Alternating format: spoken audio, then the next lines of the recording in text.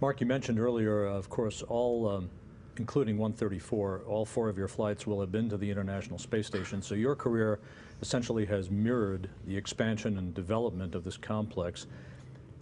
What do you think it's going to be like to say goodbye to your brother at the time of hatch closure, knowing that you're about to pull away and Endeavour will be leaving the station for the final time? Yeah, it's going to be tough. You know, I've seen the space station over what'll be over a 10-year period, and I'm not sure if I'll be going back again.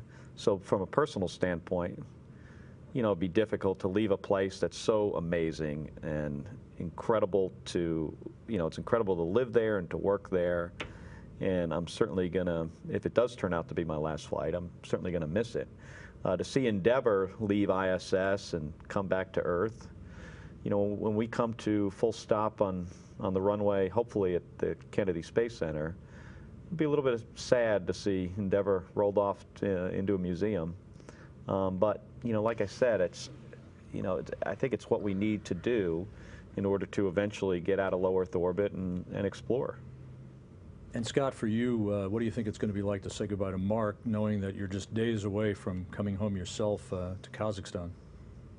Well, you know, I'm not sure what day they undock. I think probably around maybe March 8th or 10th or something like that. The plan is to land on the 16th. I'll be home on the 17th, so I'll just see him in, you know, a week or so later. You guys have plans once your flying careers are over?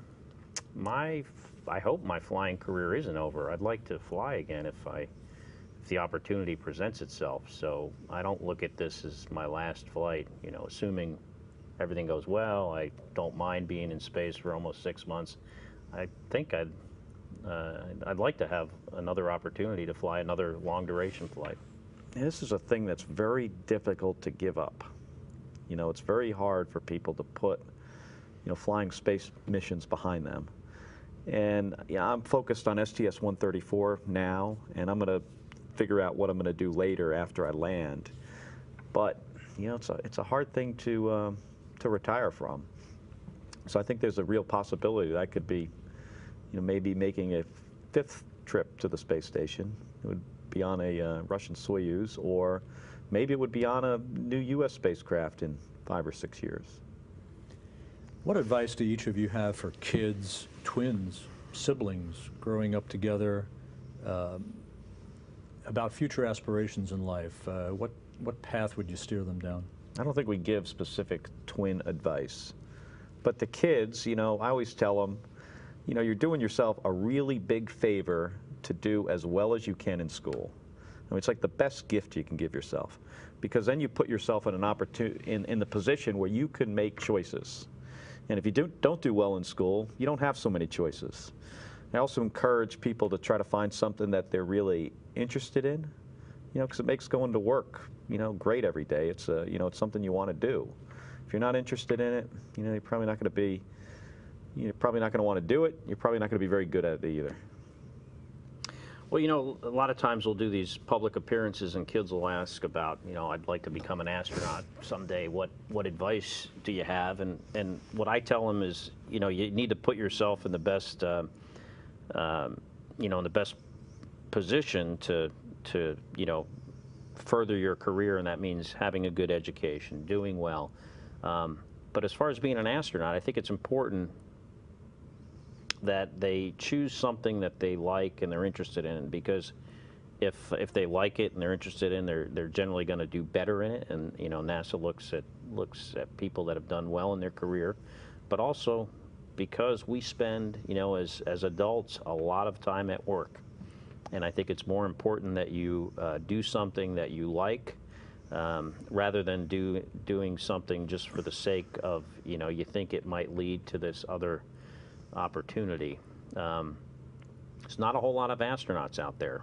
There are a lot of people that are qualified, but, you know, the only way you would ever, you know, have a chance of you know, getting this job is if you try and put yourself in the best position that you can. And finally, when you look back at growing up as twins, your education, your military service, your respective careers with NASA, and your contributions to the space program, what's going to be the most significant moment for you, if you can pick one out, that one nugget that you'll cherish for the rest of your life? Well, I think for me, I was a commander of STS-124, which installed the Japanese laboratory on the space station, which was a significant piece of the Japanese space program. To get the opportunity to do that and work with Japan, have a Japanese crew member on board, have a great crew, successfully accomplish that mission is certainly is the highlight now. And I hope STS-134 goes as well, and we successfully get AMS and our other payloads installed and transferred. But you know, having the opportunity to command the space shuttle 2 times is certainly going to be the highlight of my career. My goals for Expedition 26 is that, you know, primarily we don't hurt anyone, then we don't break anything, and we complete all the primary mission objectives. And if I can do those 3 things, you know, I'll be satisfied, and that, you know, to me will be the, you know, the highlight of my my career as an astronaut to date. Scott Kelly, Mark Kelly, twin brothers, commanders, poised for a very unique moment in space together, if all goes as planned. Thank you very much. You're welcome. Thank you, Rob.